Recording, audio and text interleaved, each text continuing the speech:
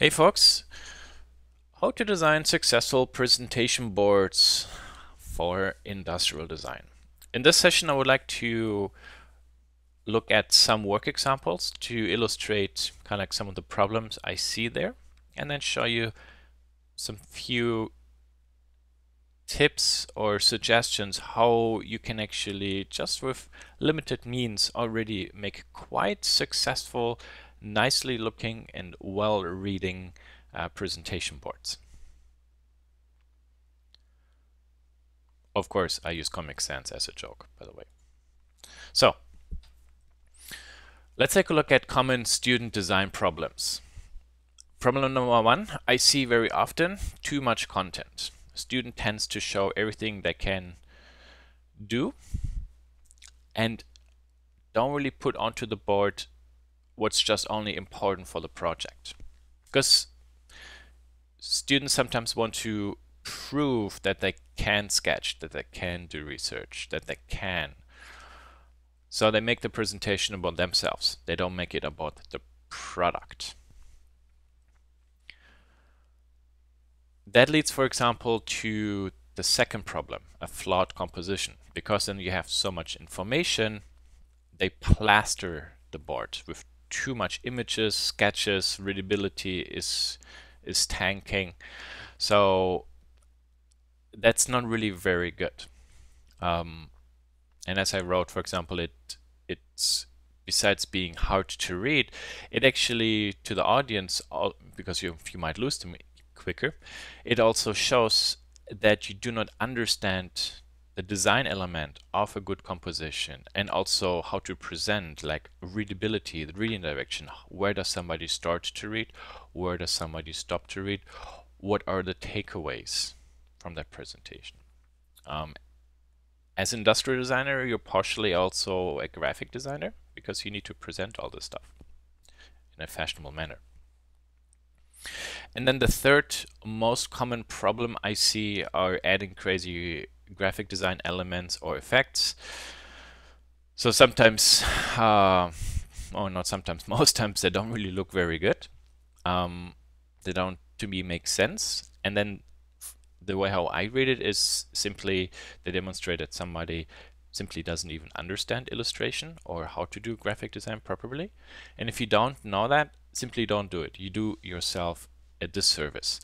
And a negative interpretation of that is actually that I can get the impression that the student is not convinced about their own work, their sketches, the full model, the product renderings, the research presentation, and tries to make that look more fancy or interesting by adding all this stuff.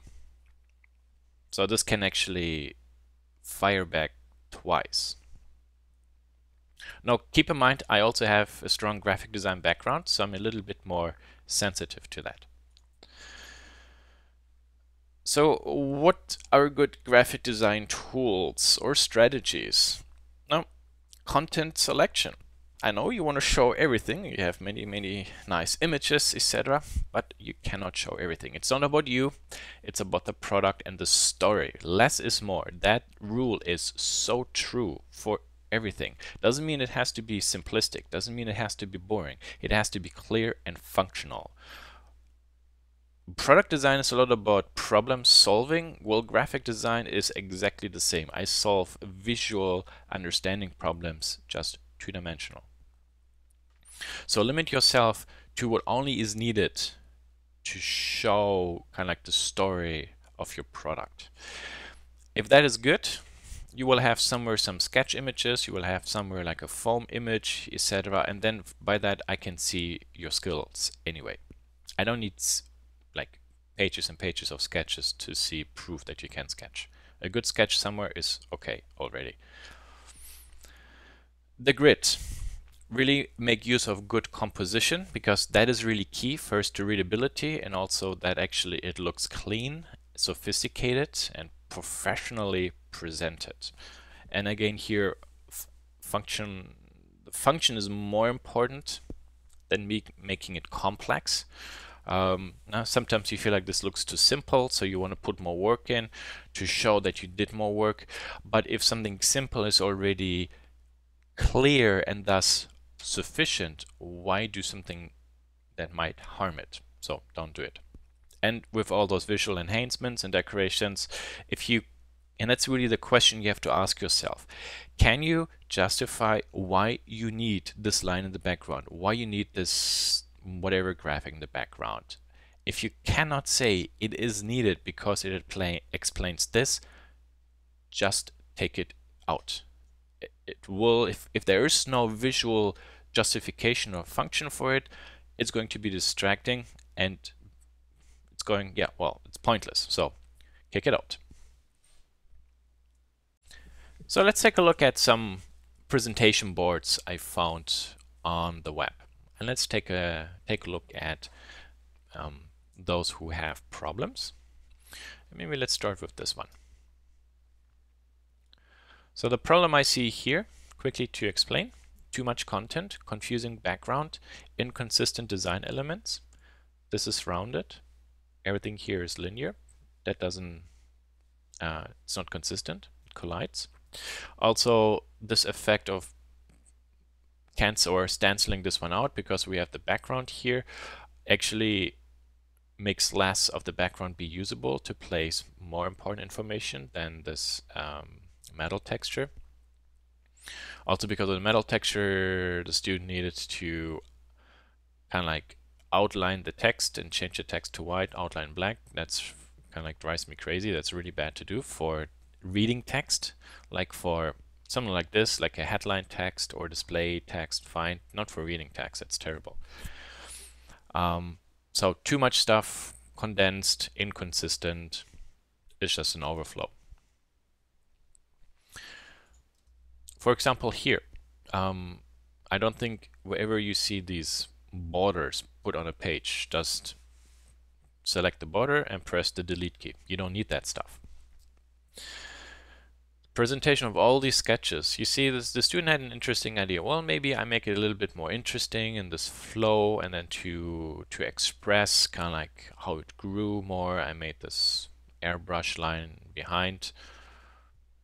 Yeah, I don't think that's very successful because I don't really see how maybe these sketches really step by step matured. Also, on a side note, the text yard drill 28, the typeface being used, looks very military. Or that TV show, Smash or so, I think. Never saw it, but I saw it from the TV. And the overall shape of that design is very roundish, so that doesn't really fit.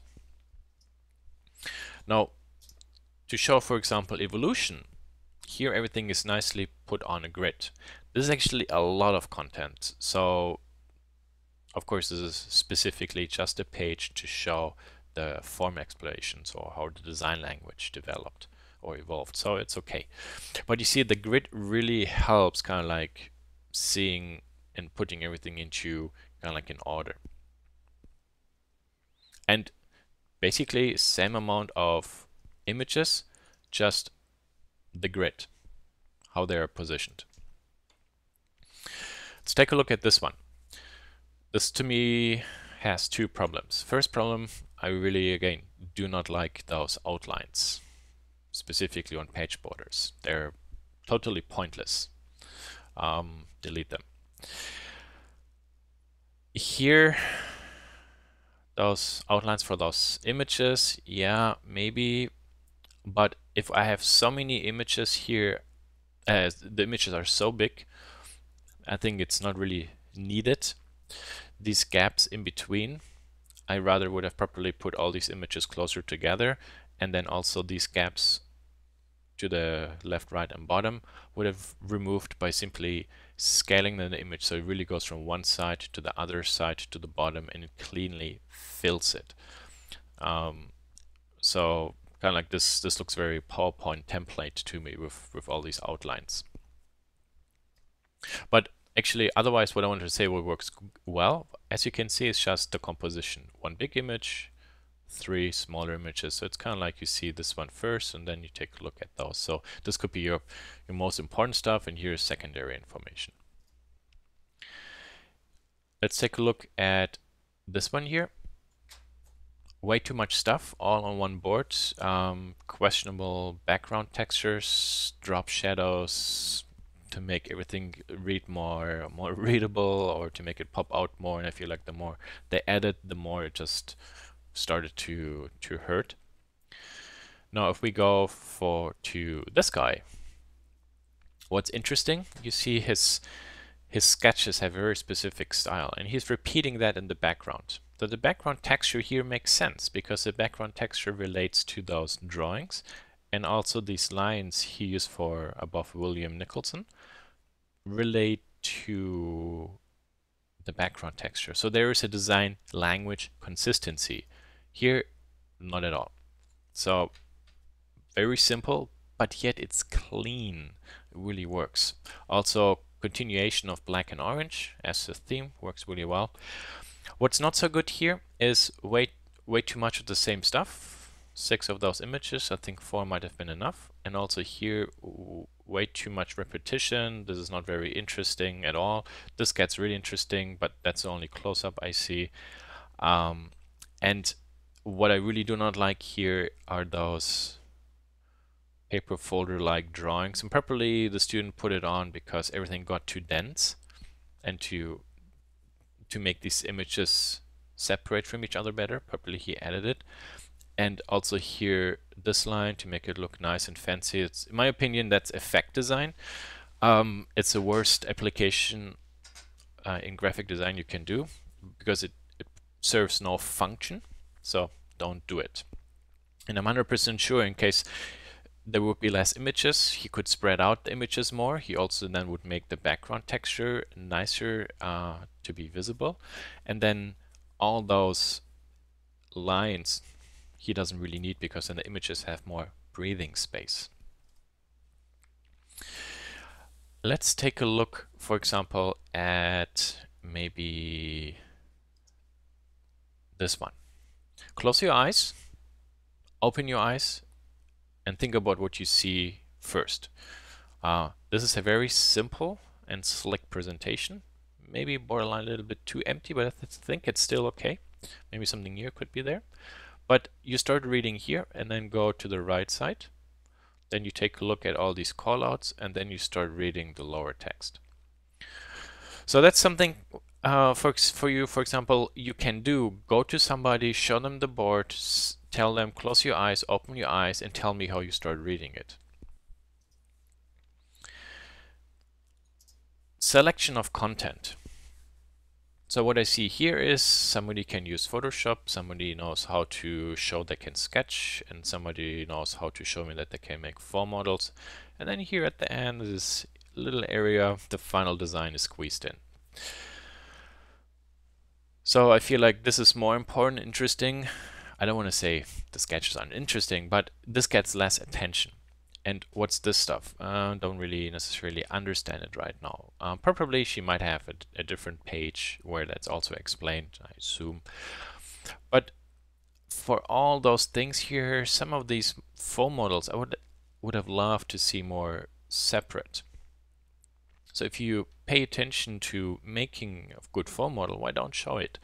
I think here with all these sketches, 4 or 5 would have been enough, and then 2, 3 foam models, and then maybe the prototypes, and that a little bit bigger would have been much more successful for a presentation purpose. Let's take a look at this one. Clean and logical. 2 horizontal areas. The parts slightly overlap, so that's kind of like building a grid and then breaking the grid, because those renderings overlap into the other grid sections. That makes it look organized yet dynamic. And some other detail images. So the composition and the amount of content is good. Maybe the type of content is too repetitive. Now this is interesting, how maybe these parts get apart, but maybe now I have to imagine how that works, and maybe that would have been good to show, and some sketches or so would have been also nice in here. But I think composition wise, you can see it's well structured. Let's take a look at this one. This is maybe too much the same yeah, content. Top, top, top, top. It's all the same. This is nice with the person on it. Oh, and actually question if the perspective view is correct. What I really like actually in this presentation is how the person used like the imagery and the colors and typography and built a nice consistent group. Big, small text, big text. Nice flip. Works pretty well. But otherwise, this stuff is too much the same. Let's take a look at this one here. This is similar, or has a similar problem than the one with the dog. These images are nice, but they don't really tell me a lot about the design itself. So it's kind of like background noise. A lot of this graphic stuff I feel is distracting. Shows me the student put time into doing this, but it doesn't really help me to, for example, read what's really interesting. For example, the technical drawing, the exploded illustration, these sketches of form development. And this is the most interesting area down here, and it gets the smallest amount of real estate on that board. This stuff here gets the biggest one, and it's not really that interesting. So wrong choice of what content and size. Here, just too much squeezed, overlaid, makes it very difficult to read. So readability really has a problem. For example, also here, too much not grouped well. And it says user scenario, and there are some callouts, but I feel like too much put together. And it's also a little bit maybe too repetitive. So I think stuff could have been danced out more and then reorganized. Here another problem, too much the same. We have 1, 2, 3, 4, 5, 6 times something of this sculpture, maybe 2 top view and a 3/4 view would have been sufficient. Also here, this is redundant, and then this black and white contrast, and then overlaying an image. This illustration is quite nice, but then all this positive, negative space, etc., kind of creates a black and white chaos. Makes it really difficult to read. It's not very clear. Too much stuff, too condensed together. Either make it all white or make it all black in the background, but not this.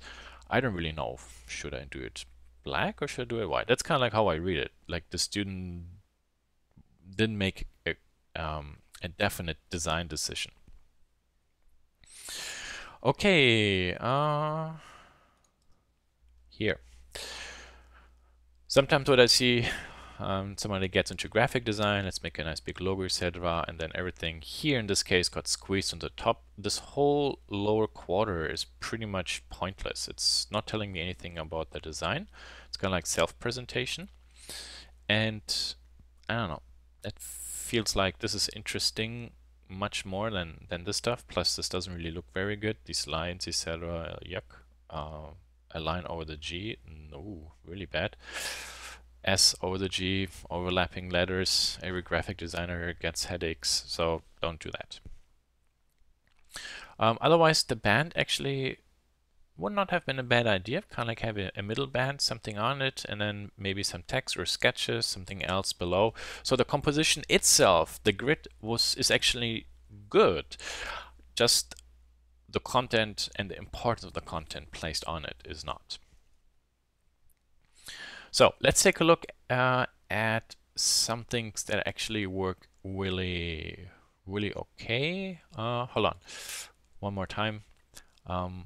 So if you have an empty page, also you can just make it gray or black or have a gradient or something, or like this is a rendering.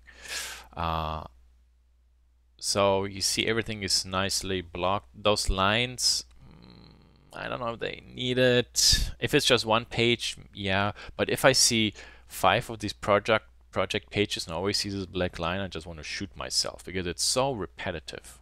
Don't make those boards always look exactly the same with these graphical elements. But otherwise, it's not too bad. Maybe a little bit too much the same repetitive information. But the renderings of these products don't look too bad. They're interesting, put together, taking apart. Yeah. Also, by the way, key shot. Pay attention to the highlight and the reflection and the shadow and the lack of contrast. So that's, for example, a key shot rendering. So let's take a look at the stuff. Clean, nice big teaser image. Working actually with the image, this line points to the text. Gray text, gray object, green text, green object, repetition of the material color and the typography. That the typography, the font is very geometrical, the design is very geometrical, matches perfectly, makes sense. It's clean, it's functional, it's good. It really feels intentional. On this page, some other images, and then you see there's a lot of breathing space in the background between these texts, all these call outs. It's really nicely done. On this other board, there's a lot of content, but you see it's still really well blocked out. So we have one block text, kind of like intro stuff, one block teaser image, one block sketches, ideation, form development, one block, for example, additional details. You see, without having to explain what you see in each area, by the way how the content is grouped, it's already self-explaining. Compared to here, it's like, oh, okay, where is what piece of information? So this is actually nice to compare those two. Also, this one, not necessarily the most appealing page, but it works well. You start reading here, you see the product, and then you go down to those three other elements and have additional information.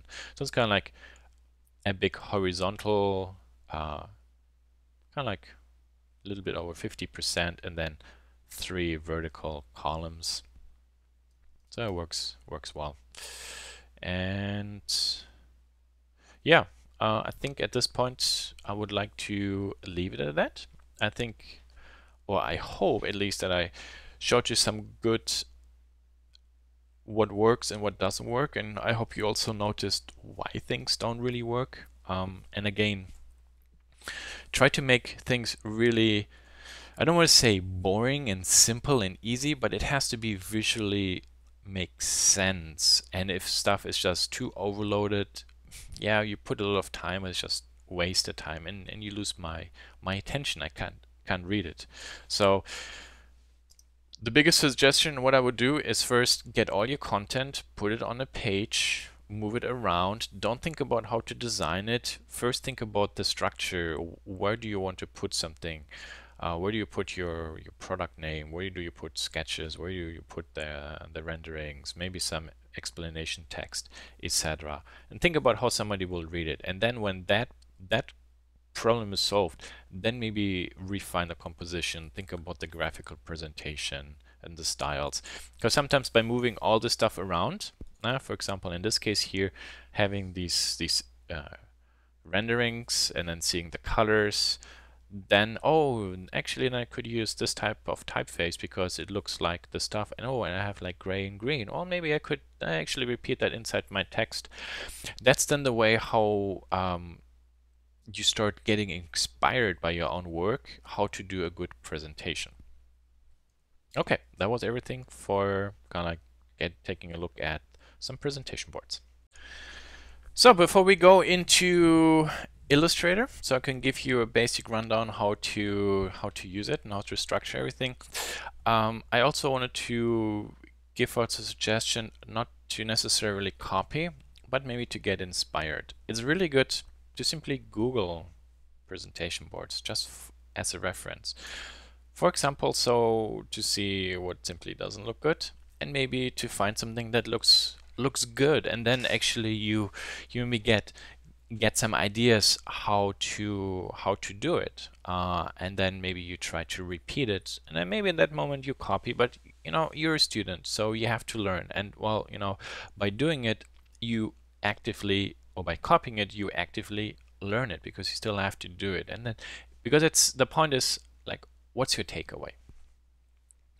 So let's go to, let's hide this one, and let's go to Illustrator. And then we're going to create a new document. Would like you guys to have 2 artboards. Let's make them tabloid, horizontally oriented. Yeah, okay, good, perfect. And then that's basically what you see. Now an artboard is actually each page. Illustrator in the recent versions was able to just have multiple pages inside a document. Thank you for having bought Macromedia, killed freehand, and then only included that into Illustrator. I'm an old freehand user, which was much better than Illustrator. So that happens when a company buys one company and shuts it down. But anyway, so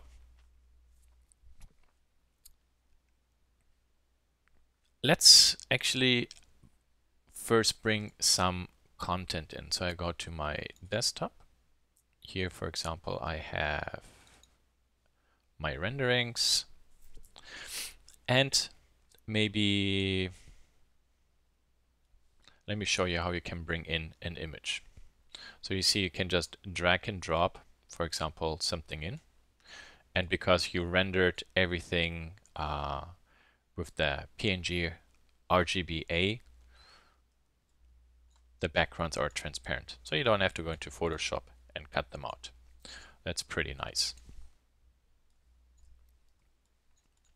So you can, for example, with the selection tool, click on an image, move it around. You can squeeze them, which you don't want to. So whenever you scale an object, and that, for example, is the same with text, you press Shift, hold it, go to a corner, and then you can scale it proportionally.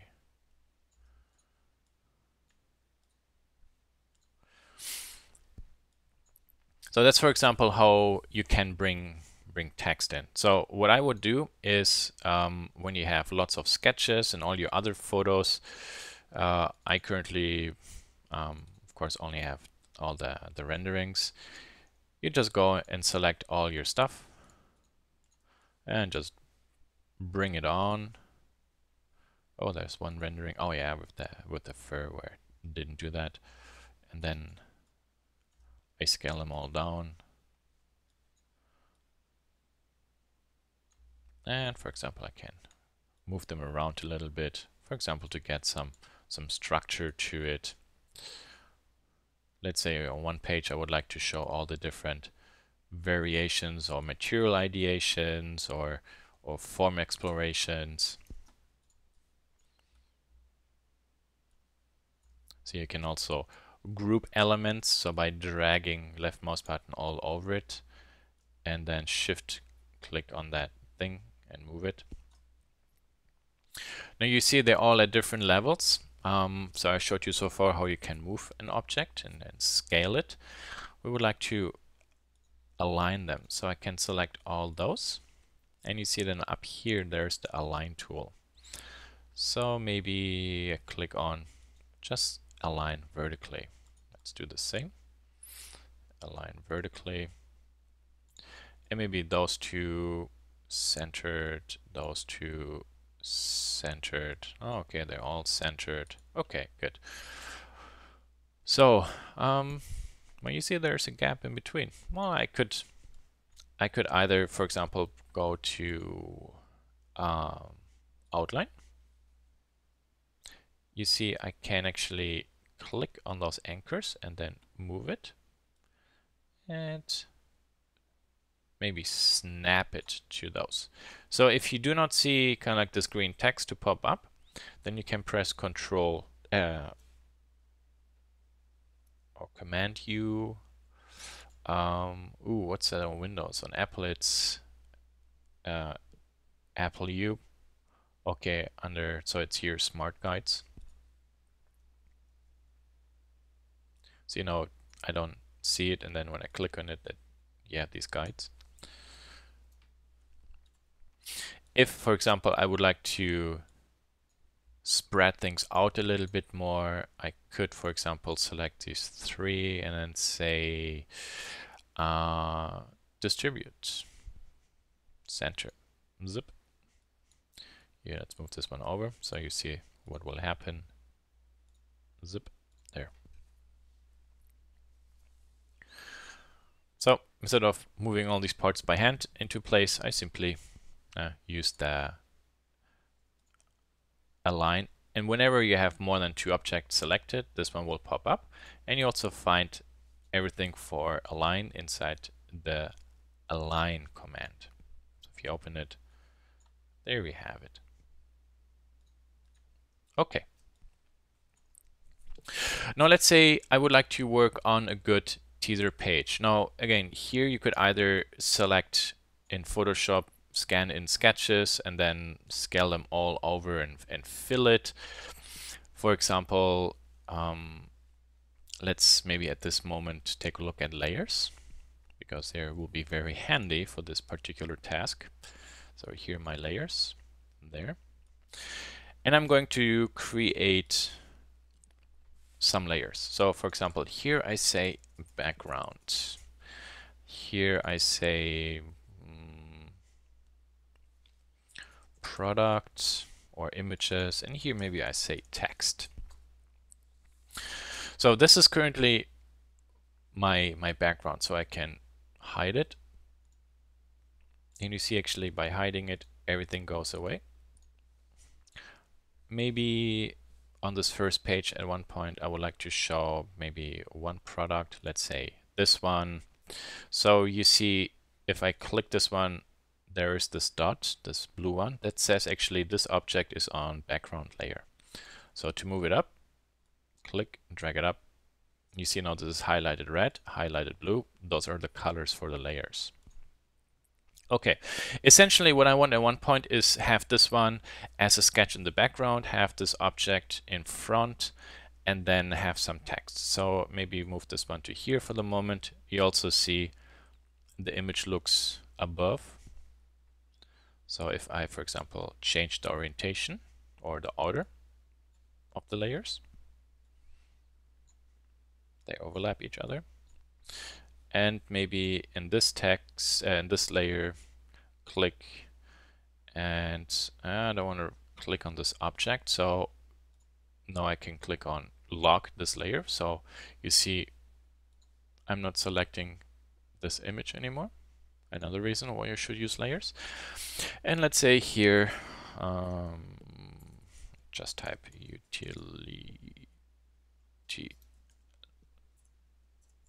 knife design concept or whatever. I'm just making stuff up right now. And then shift click on this one, scale it up. And in case the text doesn't scale, just a frame.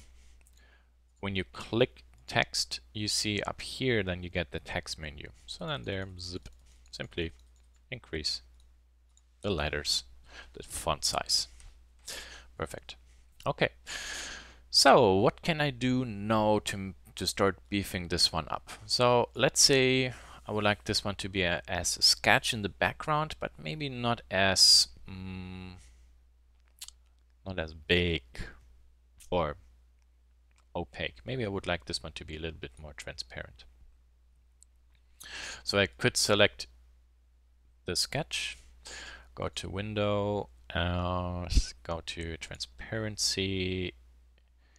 Here we have transparency, and then say, well, I want 20%, or maybe 40%. So you see there is something happening.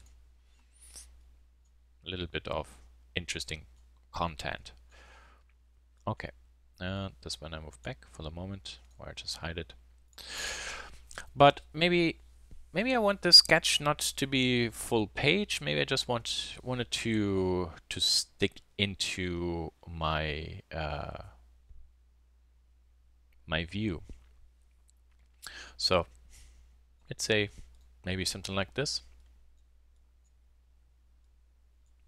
So I want kind of like this part to be chopped off. So what I can do is I go to draw a rectangle.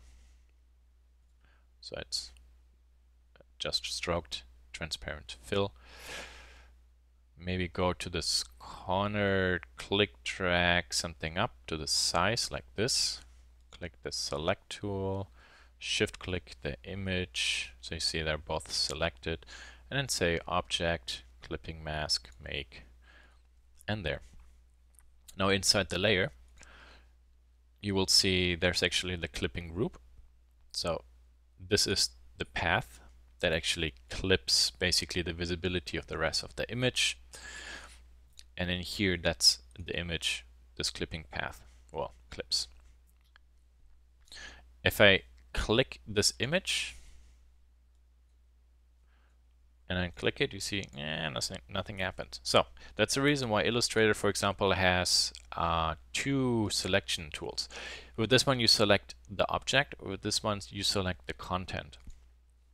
So now I can click the image and, for example, just drag it inside that rectangle around. See? So it works pretty well. Maybe snap it back to there. Okay. Maybe let's select this clipping mask there. You can also change this path, and then I get something like this. So you see, it's pretty easy. So that's the reason why you have two selections. One is literally just selecting your object, and then second one, you can work with the content. So even when you draw, for example, a rectangle like this, and you select it, I'm kind of like, think about Blender. I'm just in object mode. I move this one around, and now go into edit mode. Now I can edit the geometry and move the mesh. Pretty much the same idea. Okay. Now, for example, the way how this one is positioned, maybe this invites, well, not top left there, maybe I put this one to there. Let's say maybe utility knife design by class Kuhnen. Maybe put this one to there. And then see, well, can I maybe be a little bit more creative? Can I rotate this text, maybe line it up to make it look a little bit less static? And yeah, nah, not really. It gets too confusing. So maybe let's leave it there. Okay. I don't really like this image anymore. So here I can drag to stop this clipping group. I can select the object, go to object, release, zip. Then I have my sketch again. There's this clipping line, and delete it. And here's this one. Maybe let's put this one back. Let's try how this one looks. And I just do maybe something like this. There, and zip. Yeah, could for example work. Maybe better. So let's move this one to here for the moment. Now I have to scale this one down to the same way how the others are. So what I'm going to do now is the following. I'm just snapping it to this point. Then I can press E to scale, hold Shift key, and let's see if this one works.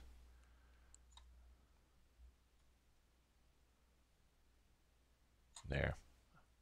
No, nearly. And there you see it starts snapping to that height.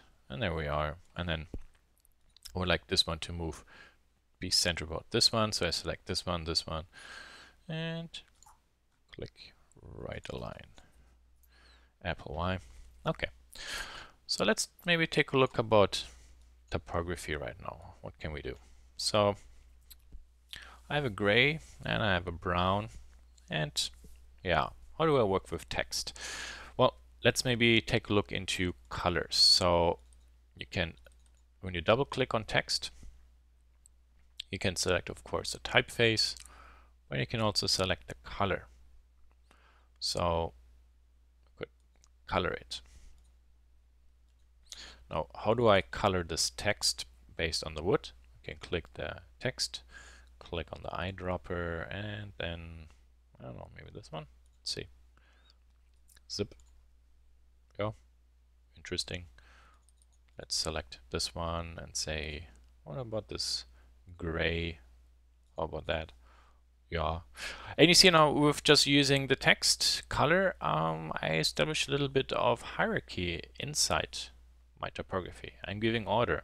So by class Kuhn, yeah, it's maybe nice to have, but it's not really maybe that important. Just utility knife design concept might be more important. But the problem is now, let's say somewhere else you want to continue this stuff. Let's say I go to here and say on this page, maybe I say form study. And now I want to have the same color as maybe knife utility. Let's see if this works. Maybe, okay. Let's say maybe same color as class. Yeah, so can work as well. But maybe that's not necessarily the way how you want to do. So all these colors you create, you can save. So we are going to create ourselves first a colors swatch. So there are swatches. Here, let's put this one out. I'm going to create myself a new folder. Groups cannot contain the node. What? Huh? Schnick schnack. There. I don't know why I got this arrow. Let's say knife colors. Zip. Then I'm double clicking this text, and then I can actually drag this color right in front of the folder. Select this text and drag this one over. So the main reason why I define those colors is not just to keep them for later reference. I can actually make this color kind of like, I would say, a master color or global. So if I change it, all the text that uses that color will be updated. So I can, for example, drag this one onto form study, and you will see something interesting not happen. Okay, sorry, I need to click on it. Wrong program. And yeah, you see now it switched, or not switched, it added this to the outline, which is not what I want. So here I can switch the order, select the outline and say transparent, because I don't want the carefully crafted font have a change by adding an outline. We don't want to make the font designer unhappy by improperly using his stuff. And let's double click this one. And there you see there's a global switch. Click global, okay. And I'm just copying this value, copy, and maybe type in 10. Wait, oh, let's maybe make 0. And you see nothing really happens. So, and that's because we once applied this color to this text, but we didn't do that before we actually decided this to be a global color. So select the text, select, for example, the fill, and then I say here, be this green. Here, select the text, be green. Okay. And now if I go into edit, this one was 26. Okay. You see, zip, they're all updated. So that's pretty perfect. So whenever you just define a color, make it global, and then actually you start applying it to your objects.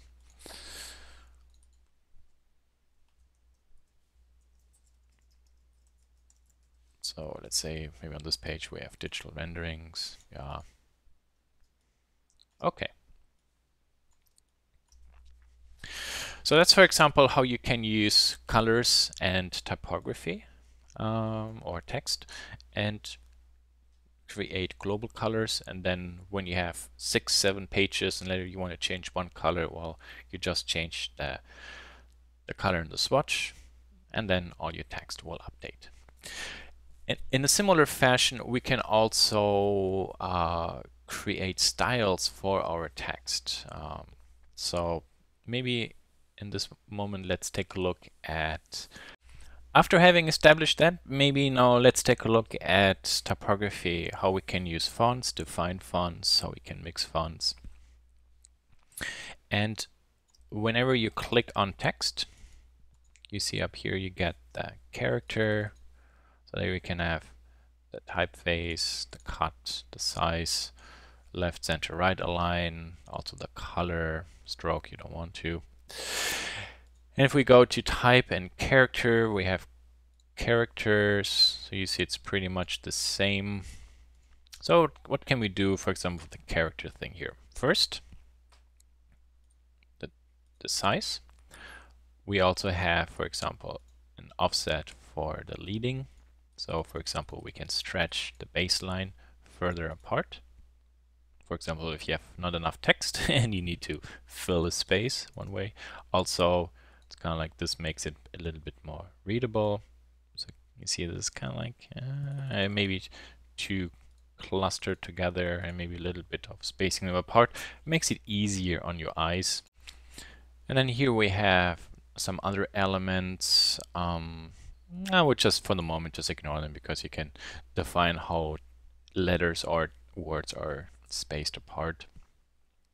We also have some paragraph styles, for example, have a lead in for the first paragraph, etc. But also here, let's ignore this for the moment. Just work with this. So, typefaces. Now that's maybe the most confusing and difficult task to do, and it requires a little bit of experimentation and experience. You see, when it comes to text, and color, we can easily match them. That's not a big deal. You see also here now on my right side, I added like a sample text block of gray. So this all seems to get kind of like consistent. A lot of students or people in general don't use color with text, which is such as tragedy because it's such an important tool, specifically in presentation boards. So how do you select nice typefaces? Rule number 1, the typeface, so the font, has to be readable. Rule number 2, it should make sense with your object. So let's say I select form study and then let's select this one, or stencil. See? Yeah, okay. We can easily read it. Now select the body text, and now we do the same. And readability is terrible. So that's kind of like a display text or headline text, and that's kind of like reading text, body text. So you can for each have a different typeface if you want, but really when you have mass text, it needs to be a typeface that can be easy to read. So how do you figure out which typeface, for example, is good for your object? Well, that's a little bit, I don't want to say tricky, but might simply require a little bit of experimentation. So I'm going to maybe move this one to there, and just making 4 copies. And like a photographer in a studio, they don't do just one photo and call it good. They just make a series of photos and then simply compare. So what I'm going to do is I try to see, now I have this object and can I find a typeface that looks good? So maybe let's type in Times, which is a very classical serif font, easy to read. Yeah, I'm not sure. Let's do this one. No, I'm just kidding, of course. Let's type in Arial, which a lot of people know, use, but it's a very overused typeface. Maybe let's take Gilson, and maybe here we take Futura, And let's go down and let's see, what else do I have? Maybe oh,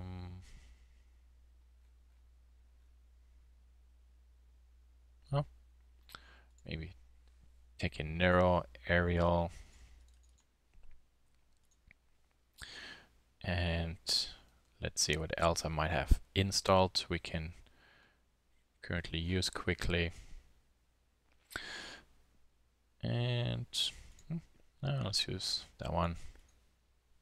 I would like to have one more serif. Maybe, let's see. Basketball. Let's try that one. Okay, and maybe one more. D dot. No, let's use D dot. Okay. So you see all these typefaces.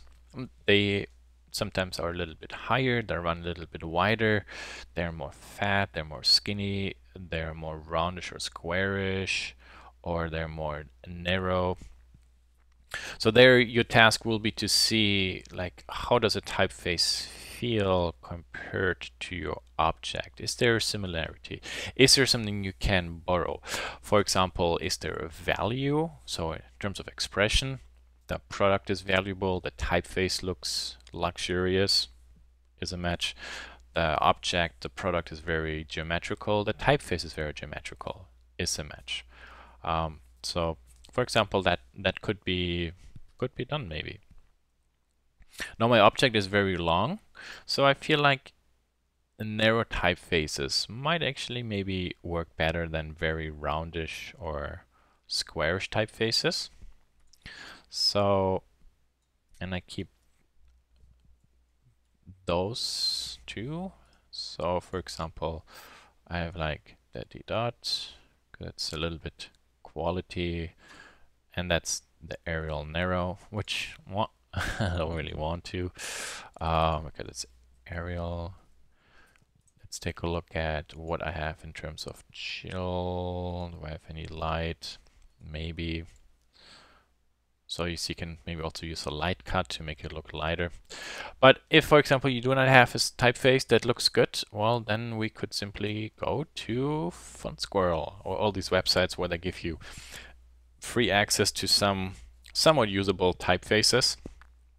Fortunately today, there's a nice set of stuff you can use. So I said, like, I'm looking for something that's narrow. So let's see here under classifications, show more tags. We maybe have something we can narrow our selection down, and there should be a narrow. I don't see it right now.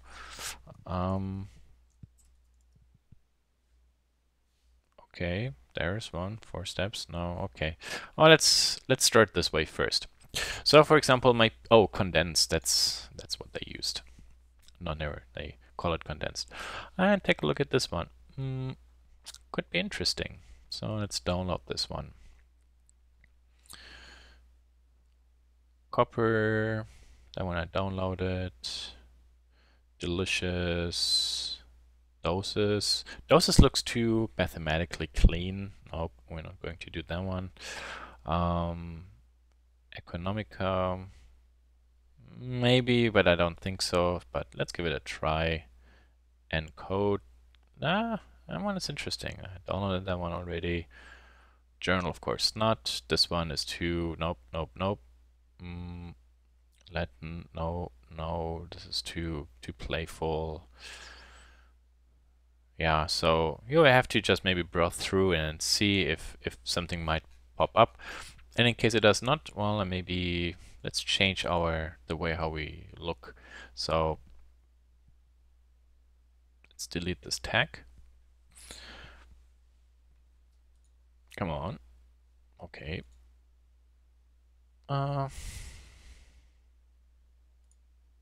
Internet is down. Oh, that's awesome. Wah, wah. Okay, there we're back. So there was show more text.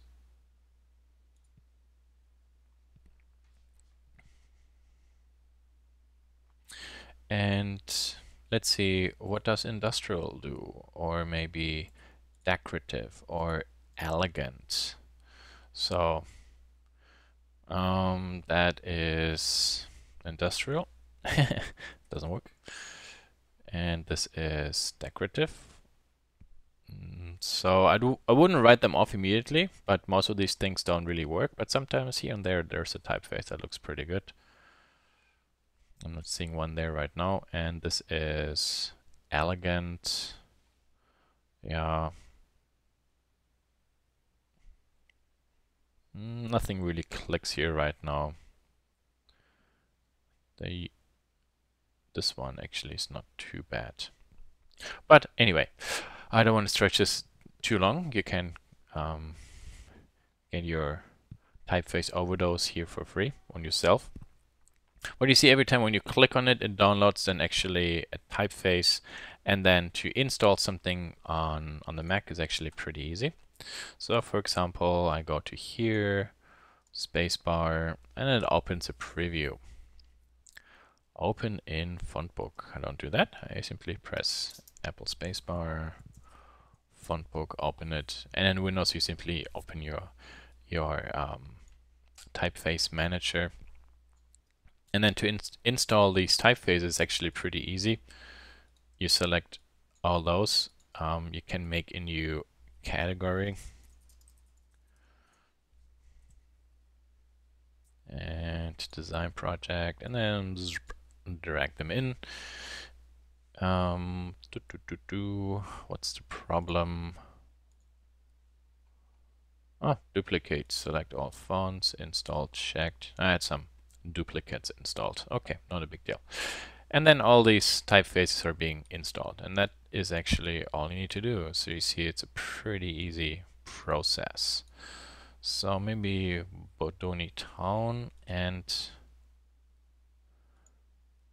encode narrow I might mix together. So here, let's make a copy.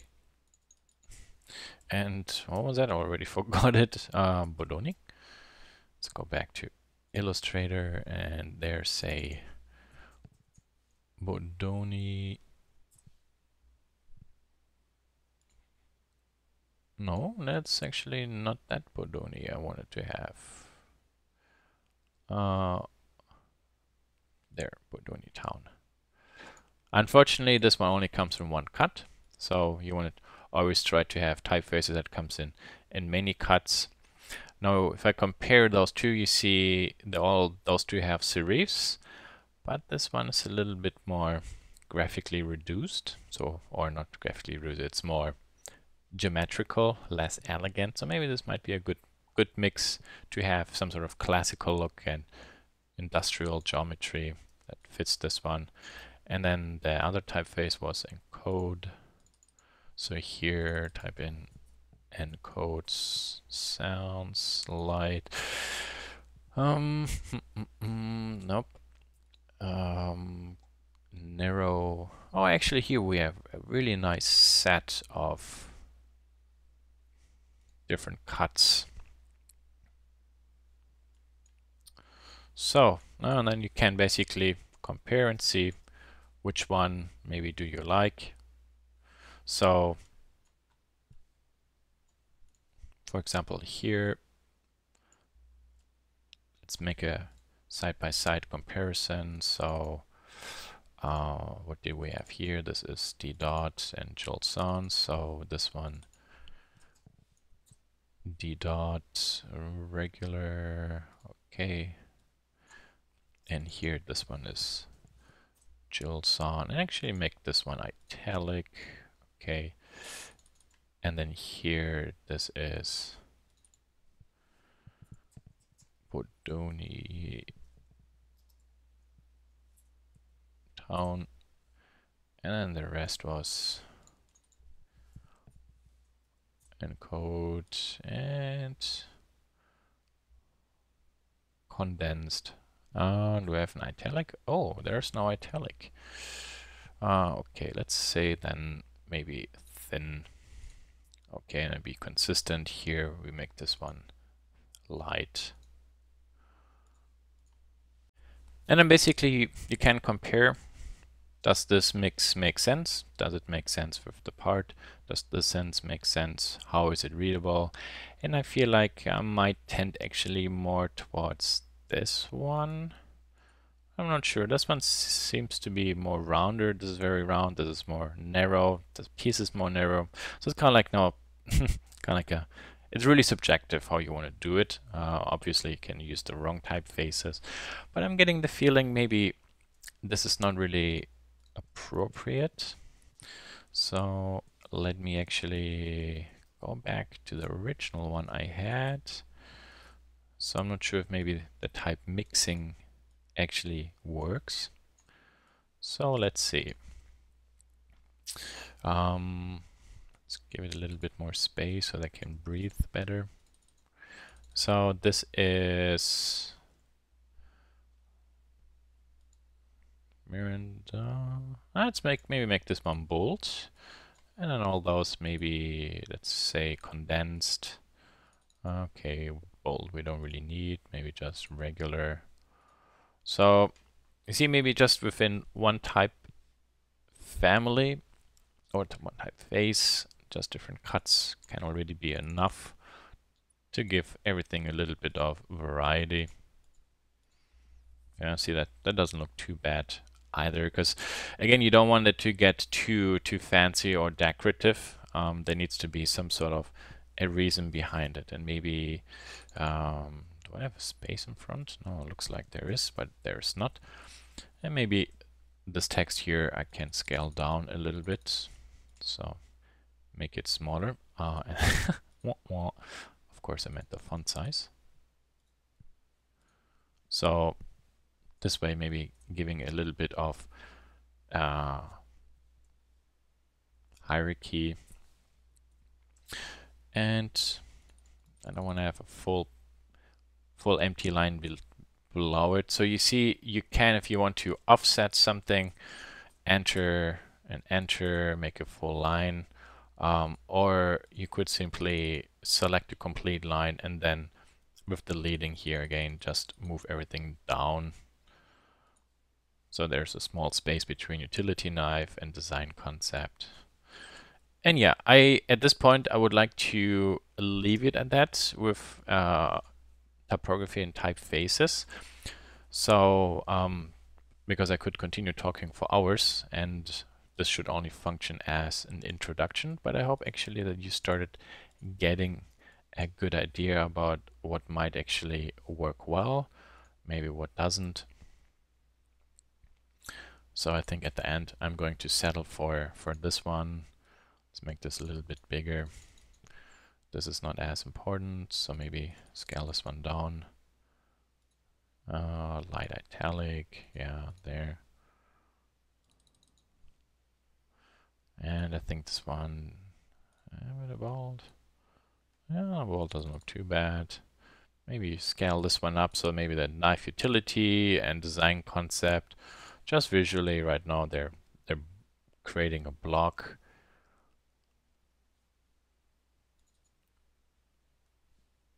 Yeah, and then I'm pressing Alt and the arrow keying. You see I'm moving this one left and right a little bit. And you see here the value changes. So I'm moving this letter forward on this line. I'm not pressing spacebar because I just wanted to fine-tune the stuff a little bit. And maybe do the same. Whoops. Same here. So with the kerning, basically you can space or compress elements. So in case there are gaps, or like in my case, you saw I pressed R to show the ruler and then dragged out a guideline to this U so I can see actually where this vertical line is, and then I adjusted the kerning so my D actually starts under U, and then I did the same with the B. Okay, to delete guidelines, by the way, click them, delete them, delete them. There we are. Sometimes if you drag in a guideline and you can't click them, just right click and say unlock guides, and then you can delete them. This actually brings me probably now to the last part, guidelines. So in Illustrator, when you go to, where are they? Yeah, Control R or Apple R, hide rulers, show rulers. You get these rulers. And you can set, for example, the center by dragging into that corner and then dragging this out and go to each page. And you see I'm setting like where the 0 should be. So that's pretty nice. And then I can drag out a line. So a guideline this way, vertically. Now, InDesign has advantage. I can define this page as a master and have the guides on each page. Illustrator doesn't do that. Thank you for not having borrowed over the real important parts from Macrometer and just a page tool. But as you can see now, on each page, I have kind of like a guideline which I can use for example, positioning my text. And you know, here's a really old school way when, for example, I make a guideline here to use for this left edge and I want to do the same here and I don't know it. You know what I do? I snap and snap, make myself a line, bring this line over there and drag it out there. And then basically I have this rebuilt. Very simple and easy way. So the whole purpose of those guides is basically that I can block out where I'm going to place my work only. And currently, for example, these guides like I put down are more or less just explorative. They're not necessarily very final. Because sometimes based on the content, you might have to shovel stuff around. But right now, for example, this is maybe not too bad to have a little bit of an idea. So for example, here now, let's work a little bit with the images.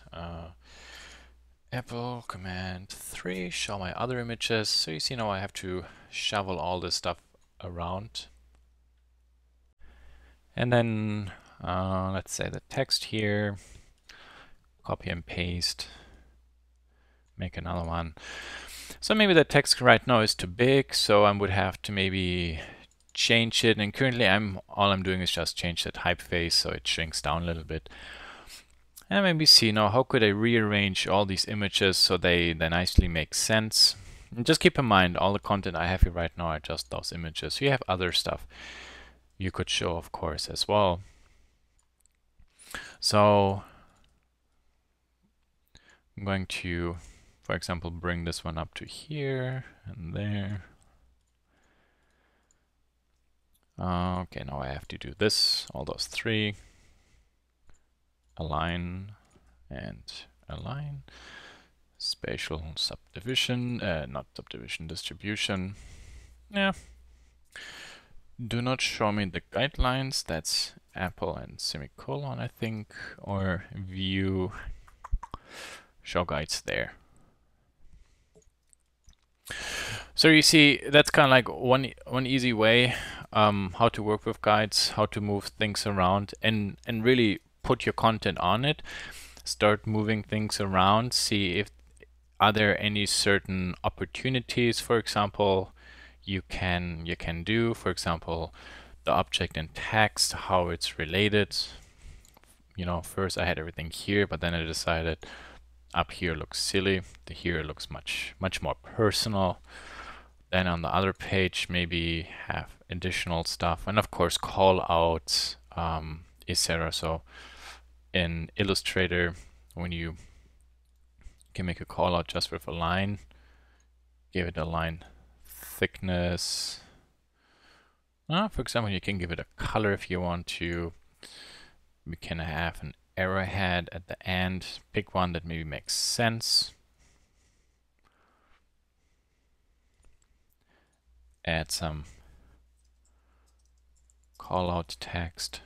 Maybe this one we do because I'm using the Joel Sun and light italic,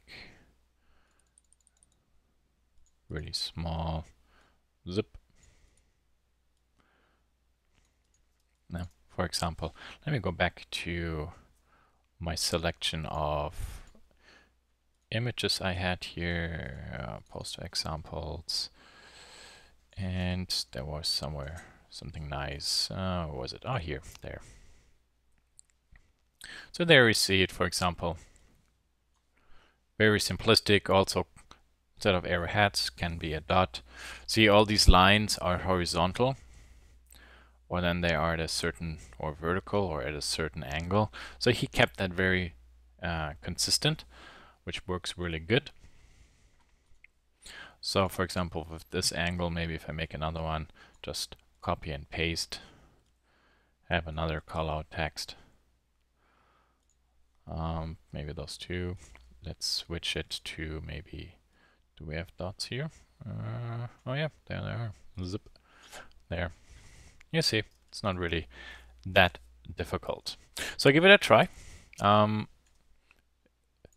Please feel free to send me something over the weekend. You can make a screenshot and then you can take a look at it and give you some feedback. Otherwise, I hope this kind of long video provided you a good brief understanding into like what I mean with what successful presentation board design can be, and I hope you started seeing that the way how I do it, I put all my stuff onto the board, move it around, see if there are relationships, and then step by step I start developing the way how I would like to present everything, work with text, colors, composition, the grid, and really start with simple and then step by step adding stuff or removing stuff. Okay, good luck.